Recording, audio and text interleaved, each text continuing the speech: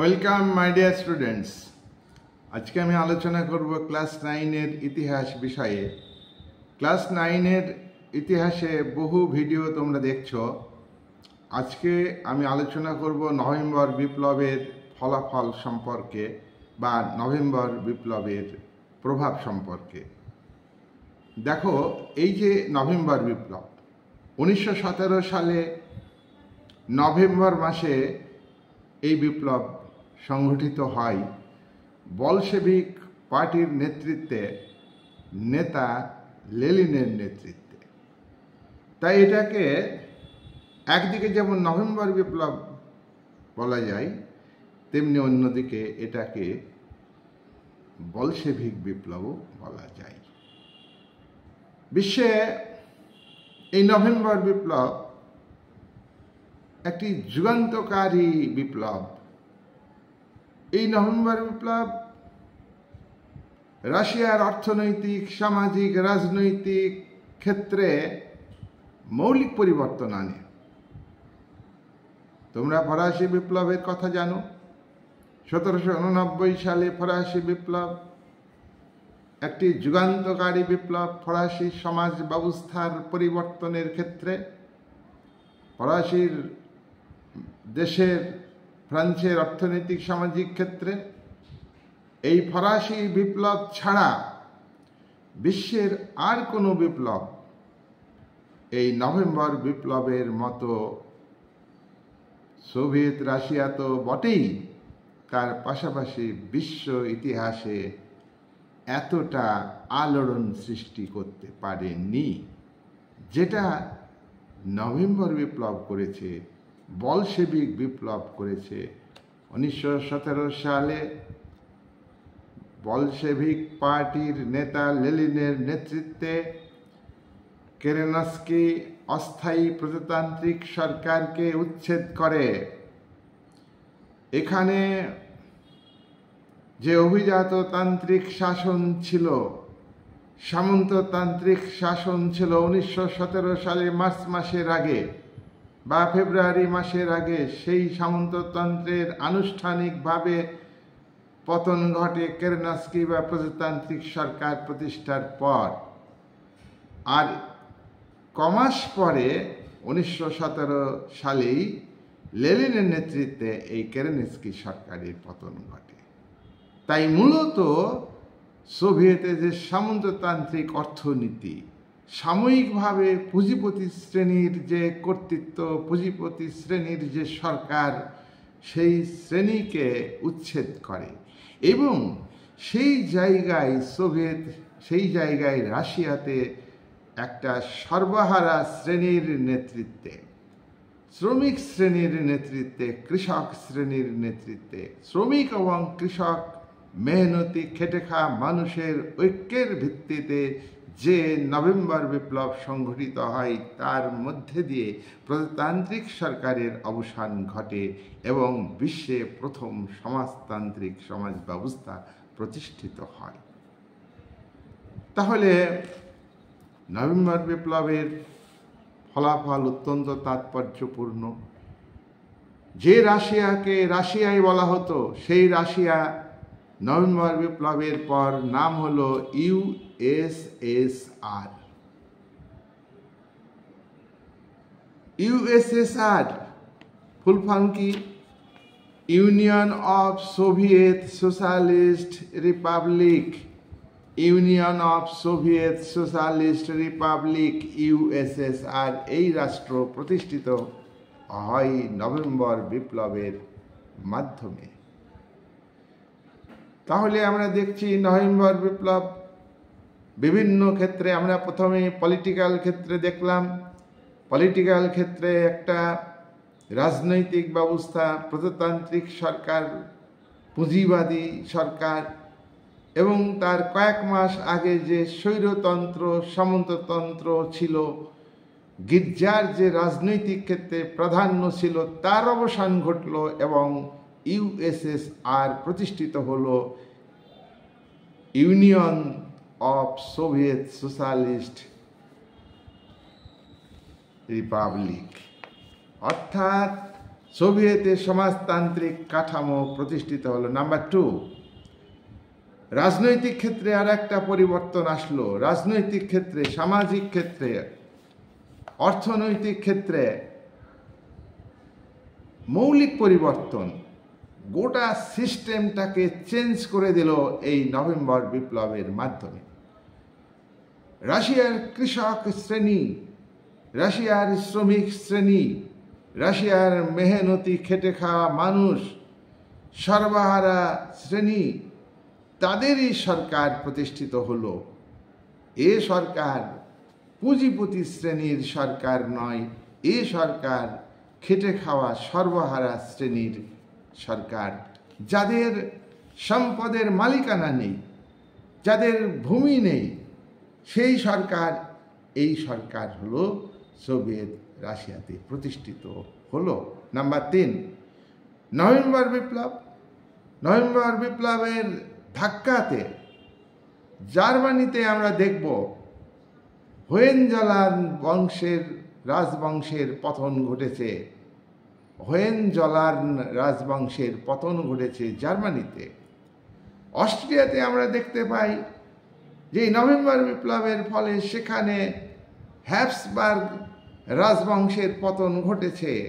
তাহলে সোভিয়েত ইউনিয়নের এই যে নভেম্বর বিপ্লব অত্যন্ত তাৎপর্যপূর্ণ, শুধু সোভিয়েতের আভ্যন্তরীণ ক্ষেত্রে নয়, সোভিয়েতের বাইরেও এই বিপ্লবের প্রভাব ব্যাপক বিস্তার করেছে, ব্যাপকভাবে আলোড়ন সৃষ্টি করেছে। আমরা তাহলে দেখছি যে সেখানে গণতান্ত্রিক সরকার প্রতিষ্ঠিত হয়েছে। 4 নম্বর, নভেম্বর বিপ্লবের ফলে বিভিন্ন দেশে উপনিবেশবাদ বিরোধী আন্দোলন সংগঠিত হয়েছে। উপনিবেশবাদ বিরোধী আন্দোলন মানে কি? উপনিবেশ ছিল পরাধীন ভূখণ্ড, সেই ভূখণ্ডের জনগণ ওই নভেম্বর বিপ্লবের সফলতা দেখে লেনিনের যোগ্য নেতৃত্বকে অনুসরণ করে উপনিবেশের নেতারা, উপনিবেশের সংগ্রামী মানুষ, তারা উদ্বুদ্ধ হয়েছে। তারা নিজেদের ভূখণ্ডকে উদ্ধার করবার জন্য, নিজেদের ভূখণ্ড থেকে বৈদেশিক শাসনকে উচ্ছেদ করবার জন্য তারা মুক্তি সংগ্রাম শুরু করেছে। এশিয়ার বহু ভূখণ্ডে, ভারতবর্ষ পরাধীন, ভারতবর্ষের বিপ্লবীরা, বিশেষভাবে বিপ্লবীরা, তারা নভেম্বর বিপ্লবের আদর্শের দ্বারা অনুপ্রাণিত হয়েছে। আফ্রিকার বিভিন্ন দেশে মুক্তি সংগ্রাম শুরু করে দিয়েছে নভেম্বর বিপ্লবের দিকে তাকিয়ে, যার ফলে বহু দেশে পরবর্তীকালে আফ্রিকাতে আন্দোলন আরও জোরদার হয়েছে এবং পরবর্তীকালে তারা স্বাধীনতা লাভ করেছে বৈদেশিক শাসনের বিরুদ্ধে। পৃথিবীর দিকে দিকে জাতীয়তাবাদী মুক্তি আন্দোলন, জাতীয় মুক্তি আন্দোলন, স্বাধীনতার আন্দোলন, বৈদেশিক শক্তির বিরুদ্ধে, উপনিবেশিক শক্তির বিরুদ্ধে, সাম্রাজ্যবাদী শক্তির বিরুদ্ধে লড়াই শুরু হয়েছে। আমরা এটা লক্ষ্য করলাম চীনে ডক্টর শাহ নিয়াচ্ছেনের নেতৃত্বে জাতীয়তাবাদী আন্দোলন সংগঠিত হয়েছে। আমরা লক্ষ্য করলাম তুরস্কে আধুনিক রাষ্ট্র প্রতিষ্ঠিত করেছেন কামাল পাশার। তিনি এই রাশিয়ার নভেম্বর বিপ্লব অর্থাৎ সোভিয়েতের যে মডেল, সেই মডেলের আদর্শকে গ্রহণ করে সেখানে ধর্মের ভিত্তিতে রাষ্ট্রের পরিবর্তে আধুনিক রাষ্ট্র প্রতিষ্ঠিত করেছেন কামাল পাশার। তাহলে আমরা দেখছি বিভিন্ন দেশে নভেম্বর বিপ্লবের প্রভাব অত্যন্ত তাৎপর্যপূর্ণ। 5 নাম্বার পয়েন্টে আমরা আলোচনা করব নভেম্বর বিপ্লবের প্রেরণা। নভেম্বর বিপ্লবের প্রেরণাতে উৎসাহিত হয়েছে, উদ্যোগী হয়েছে বিভিন্ন দেশের কমিউনিস্ট পার্টি। তোমরা জানো সোভিয়েত ইউনিয়নের যে বলশেভিক পার্টি, এটা কমিউনিস্ট পার্টি। রুশ সোশ্যাল ডেমোক্রেটিক পার্টি, এই পার্টিটা 1901 সালে 2টি ভাগে ভাগ হয়ে যায়। একটা হলো বলশেভিক পার্টি আর একটা হলো মেনশেভিক পার্টি। বলশেভিক কথার অর্থ হলো সংখ্যাগরিষ্ঠ, এই দলের নেতা লেনিন। অন্যদিকে মেনশেভিক কথার অর্থ হলো সংখ্যালঘিষ্ঠ, এই মেনশেভিক দল নভেম্বর বিপ্লবের আগেই ক্ষমতায় ছিল, ঠিক আগের মুহূর্তে ক্ষমতায় ছিল। রুশ বিপ্লবের প্রথম যে বিপ্লব, ফেব্রুয়ারি মাসে যে বিপ্লব সংগঠিত হয়েছিল রাশিয়ার জাততন্ত্রের বিরুদ্ধে, এই কেরেনস্কি সরকার অর্থাৎ প্রজাতান্ত্রিক সরকার, এই সরকার হচ্ছে মেনশেভিক পার্টির সরকার। এই মেনশেভিক পার্টির সরকারকে সোভিয়েত ইউনিয়ন থেকে উচ্ছেদ করল লেনিনের নেতৃত্বে বলশেভিক পার্টি। লেনিনের উদ্যোগে 1919 সালে তাহলে আমরা দেখছি বিভিন্ন দেশে কমিউনিস্ট পার্টি গড়ে উঠেছে, বিভিন্ন দেশে নতুন করে নতুন উদ্যমে উৎসাহে কমিউনিস্ট আন্দোলন শুরু করেছে তারা শ্রমজীবী মানুষের সরকার প্রতিষ্ঠা করবার জন্যে। 1919 সালে মস্কোতে তৃতীয় আন্তর্জাতিক সম্মেলন আহ্বান করেন। তৃতীয় আন্তর্জাতিক প্রতিষ্ঠা করেন কে? লেনিন। 1920 সালে সম্মেলন আহ্বান করেন। তৃতীয় আন্তর্জাতিক সম্মেলনের সভা ডাকেন কে? লেনিন। এই সম্মেলনে আমাদের দেশের একজন কমিউনিস্ট লিডার এমএন রায়, মানবেন্দ্রনাথ রায়, তিনি যোগ দিয়েছিলেন এমএন রায় 1920 সালের তৃতীয় কমিন্টারের বৈঠকে। কমিউনিস্ট পার্টিকে শুধু সোভিয়েত রাশিয়ার মধ্যে সীমাবদ্ধ রাখলে হবে না, কমিউনিস্ট পার্টির আদর্শকে বিশ্বের বিভিন্ন দেশে ছড়িয়ে দিতে হবে এবং বিশ্বের শ্রমজীবী মানুষকে সংগঠিত করতে হবে, বিশ্বের খেটে খাওয়া মানুষকে শোষক শ্রেণীর বিরুদ্ধে, কারখানার মালিক শ্রেণীর বিরুদ্ধে সংগঠিত করতে হবে। এই হলো আন্তর্জাতিক কমিন্টারের উদ্দেশ্য। নাম্বার 2, সামাজিক ক্ষেত্রে কি পরিবর্তন? সোভিয়েত রাশিয়া প্রতিষ্ঠিত হয়ে গেল, ইউএসএসআর আমরা বলেছি। এই ইউএসএসআরে আমরা যখন প্রতিষ্ঠিত হলো তখন সামাজিক ক্ষেত্রে পরিবর্তন দেখতে পাই। অরুশ জাতিগোষ্ঠী, বহু বেলারুশ, অরুশ জাতিগোষ্ঠী, এস্তোনিয়া জাতিগোষ্ঠী, বহু জাতিগোষ্ঠী, বহু ভাষার মানুষ তারা অরুশ, রাশিয়ার নয়।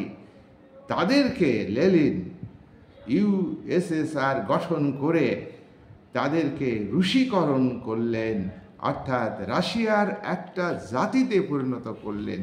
তারা এতদিন অবহেলিত ছিল, তারা বিভিন্ন গোষ্ঠীতে বিভক্ত ছিল, নিজেদের মধ্যে ঐক্য ছিল না। একটা জাতীয় ভাবনা, রুশ জাতির ভাবনা, তারা সম্মান পেল। সেই সমস্ত গোষ্ঠীগুলো যারা আগে পেত না, তারা সম্মান পেত, সমান মর্যাদা।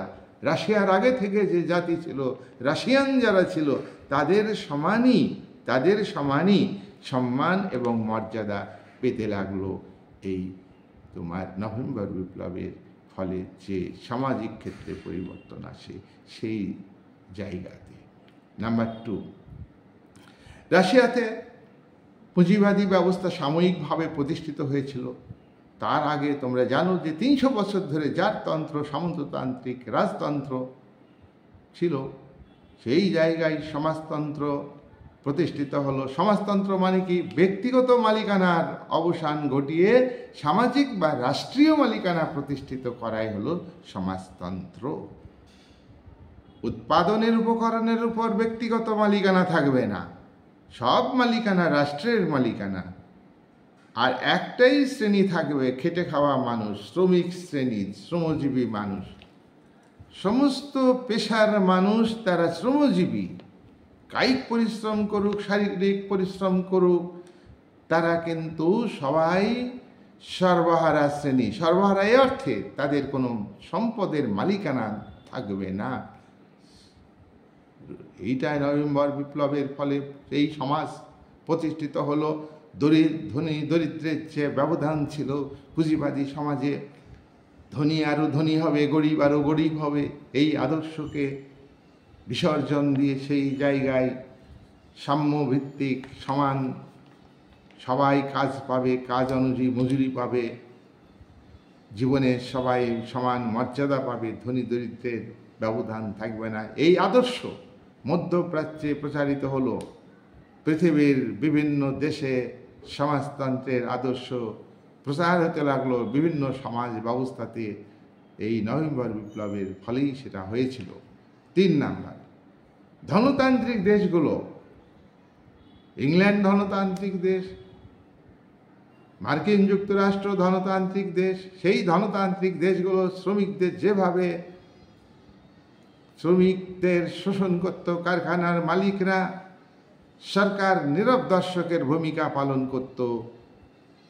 এই নভেম্বর বিপ্লবের ফলে ইংল্যান্ডের সরকার, মার্কিন যুক্তরাষ্ট্রের সরকার শ্রমজীবী মানুষের স্বার্থে আইন পাশ করলো, শ্রমজীবী মানুষ যাতে শোষিত কম হয়, শোষণ বঞ্চনা যাতে কমে তাদের উপর থেকে, তার জন্যে তারা আইন পাশ করেছে।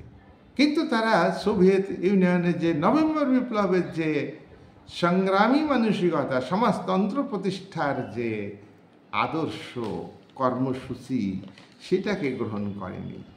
তারা করেছিল যাতে তাদের দেশের শ্রমিক আন্দোলন ব্যাপক আকার ধারণ করতে না পারে, তাদের কিছু সুযোগ সুবিধা দিয়ে এই আন্দোলনকে প্রশমিত করা, বিরত থাকে যাতে তাদের আন্দোলনের মুখটা মালিক শ্রেণীর বিরুদ্ধে যাতে না যায়, সরকারের বিরুদ্ধে না যায়, সেজন্যই কিন্তু ইংল্যান্ডে এবং মার্কিন যুক্তরাষ্ট্রে শ্রমিক কল্যাণ আইন পাশ হলো। এটা তো হতো না, এটা তো হলো তোমার এই নভেম্বর বিপ্লবের ফলে। তবে একটা খারাপ দিকও আমরা লক্ষ্য করব। কি খারাপ দিক? আমরা দেখব যে ইটালিতে ফ্যাসিবাদের উদ্ভব হয়েছে। এই যে সর্বহারার এক নায়কত্ব, শ্রমজীবী মানুষের এক নায়কত্ব, খেটে খাওয়া মানুষের হাতে পলিটিক্যাল পাওয়ার চলে যাওয়া, সেটা ভালো। কিন্তু এই সূত্র ধরে ইটালিতে ফ্যাসিবাদী রাষ্ট্র কাঠামো গড়ে ওঠে, গণতন্ত্রকে হত্যা করে নাৎসিবাদী শাসন প্রতিষ্ঠিত হয়, জার্মানিতে গণতান্ত্রিক সরকারের অবসান ঘটিয়ে। এটা আরো ভয়ঙ্কর। সর্বাত্মকবাদ, একজন ব্যক্তির সর্বাত্মক, এই সর্বাত্মকবাদী ব্যবস্থা নভেম্বর বিপ্লবের প্রভাব পড়েছিল। কিন্তু নভেম্বর বিপ্লব তো এটা বলে না, শ্রমিক শ্রেণীর সরকার প্রতিষ্ঠার কথা বলে। যাই হোক, 3 নাম্বার প্রভাব, অর্থনৈতিক ফলাফল। অর্থনীতির ক্ষেত্রে আমরা দেখব যে নভেম্বর বিপ্লব ব্যাপক প্রভাব বিস্তার করেছে। অর্থনীতিতে যেখানে ধনতান্ত্রিক সমাজ ছিল, সেখানে পুঁজিবাদী সমাজ ছিল, সম্পত্তির উপর ব্যক্তিগত মালিকানা ছিল, ধনবৈষম্য ছিল, সেটাকে উচ্ছেদ করে দিয়ে রাষ্ট্রীয় মালিকানা বা সামাজিক মালিকানা প্রতিষ্ঠিত করাই হলো এখানে নভেম্বর বিপ্লবের মূল কথা। নভেম্বর বিপ্লবের ফলে রাষ্ট্রীয় মালিকানা প্রতিষ্ঠিত হলো, সামাজিক মালিকানা প্রতিষ্ঠিত হলো, জমিদারদের হাত থেকে জমি কেড়ে নিয়ে ভূমিহীন কৃষকদের মধ্যে বন্টন করে দেওয়া হলো, কারখানার মালিক যারা ধনী শিল্পপতি, তাদের হাত থেকে কারখানা কেড়ে নিয়ে শ্রমিকদের সেখানে নিযুক্ত করা হয়েছে, রাষ্ট্রের মালিকানায় সেই কারখানা চলে গিয়েছে। শ্রমিকদের কোনো মালিকানা নাই, তাই শ্রমিকদের হাতে চলে গেল না, রাষ্ট্রের মালিকানাতে চলে গেল। উৎপাদনের উপর রাষ্ট্রের কঠোর নিয়ন্ত্রণ, উৎপাদিত পণ্য বন্টনের ক্ষেত্রে রাষ্ট্রের বিশাল ভূমিকা। এই হলো অর্থনীতি। সমাজতান্ত্রিক ব্যবস্থার অর্থনীতি হলো বা মূল কথা হলো, প্রত্যেকটা মানুষকে কাজ করতে হবে, প্রত্যেকটা মানুষকে সামর্থ্য অনুযায়ী কাজ করতে হবে, আর কাজ অনুযায়ী মজুরি পাবে। মজুরি পাবে কাজ অনুযায়ী, কিন্তু প্রয়োজন অনুযায়ী মজুরি পাবে না। তার জন্য আরও বেশি লড়াই করতে হবে শ্রমজীবী মানুষকে। যাই হোক, এই অর্থনৈতিক ক্ষেত্রে আমরা দেখব যে নভেম্বর বিপ্লবের ব্যাপক প্রভাব পড়েছে, ব্যাপক প্রভাব পড়েছে। তাহলে আমরা দেখলাম রাজনৈতিক ক্ষেত্রে আমি পয়েন্ট আকারে আলোচনা করলাম, সামাজিক ক্ষেত্রে যে প্রভাব পয়েন্ট আকারে আলোচনা করলাম, অর্থনৈতিক ক্ষেত্রে প্রভাব আলোচনা করলাম। কিন্তু রাশিয়া এই ব্যবস্থা গ্রহণের ফলে রাশিয়াতে অর্থ সংকট দেখা দিল।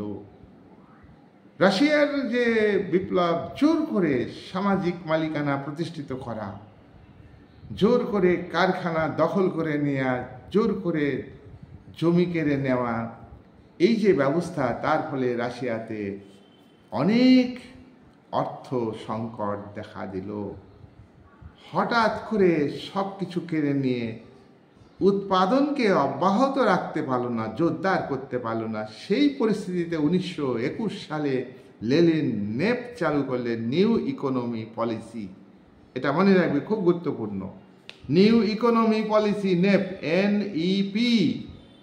নেপের বক্তব্য কি? নেপের বক্তব্য, বাড়তি যে ফসল কৃষকরা যে ফসল ফলিয়েছে সেটা আগে রাষ্ট্রের হাতে চলে আসতো, ফসল কেড়ে নেওয়া হতো। এবারে এই নিউ ইকোনমি পলিসিতে লেনিন বললেন যে ফসল কেড়ে নেওয়া হবে না। তার 2 নম্বর বক্তব্য, ছোট এবং মাঝারি শিল্পে রাষ্ট্রীয় মালিকানা তুলে দিতে হবে। ছোট শিল্পে এবং মাঝারি শিল্পে সেখানে ব্যক্তিগত মালিকানা ফিরিয়ে আনতে হবে। অর্থাৎ যেটা করেছিলেন নভেম্বর বিপ্লবের পরপর সেটাকে বাতিল করছেন তিনি। 3 নাম্বার, বিদেশি বাণিজ্য ছাড়া দেশের যে বাণিজ্য, সেখানে ব্যক্তিগত উদ্যোগে বাণিজ্য হবে। সমাজতন্ত্রে রাষ্ট্রীয় বাণিজ্য, সেটা একান্নে ব্যক্তিগত বাণিজ্য গণিত স্বীকার করে নিলেন। সব বাণিজ্য ব্যক্তিগত মালিকানায় চলবে। 4 নাম্বার, আভ্যন্তরীণ বাণিজ্যে ব্যক্তিগত মূলধন বিনিয়োগ করা হবে।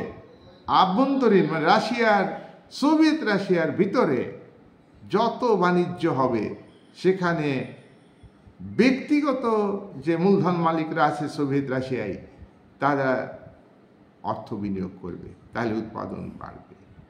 যাই হোক, আমরা যেটা নিউ ইকোনমি পলিসিতে বললাম, যারা মার্ক্সবাদী তারা বলতে চাইছেন যে এটা মার্ক্সবাদ বিরোধী কাজ। একটা কথা, লেনিন বাস্তব পরিস্থিতিতে বিশ্বে যখন অর্থনৈতিক মন্দা শুরু হয়েছে, প্রথম মহাযুদ্ধের ঢেউ আসছে পড়েছে বিভিন্ন দেশে ব্যাপক পরিমাণে উৎপাদন হয়েছে, মন্দা দেখা দিয়েছে কয়েক বছর পরে। অর্থনৈতিক মন্দা, শিল্পে উৎপাদন বন্ধ করে দিতে হয়েছে। এই পরিস্থিতিতে লেনিনের নিউ ইকোনমি পলিসি বাস্তবসম্মত, কিন্তু এটা মার্ক্সবাদ বিরোধী, এটাও আবার সত্যি। তিনি ব্যক্তিগত মালিকানার হাতে ছেড়ে দিচ্ছেন শিল্প, ব্যক্তিগত ইনভেস্টমেন্ট, ক্যাপিটাল ইনভেস্টমেন্টের কথা বলছেন। এগুলো তো ভাই পুঁজিবাদের বৈশিষ্ট্য না, তবু এটাকে তিনি গ্রহণ করেছিলেন। যাই হোক, নভেম্বর বিপ্লবের যে সাফল্য, যে ফলাফল, সেটা নিয়ে আমি আলোচনা করলাম। ভিডিও ভালো করে দেখবে। আমি অনেক দিন পর ক্লাস 9-এর ভিডিও দিলাম। আর তোমরা আমার চ্যানেলে যারা সাবস্ক্রাইব করোনি এখনও, সাবস্ক্রাইব করবে, শেয়ার করবে, লাইক করবে। এই বলে আজকের আলোচনা আমি শেষ করলাম। আশা করি তোমরা ভিডিও ভালো দেখবে এবং ভালো থাকবে।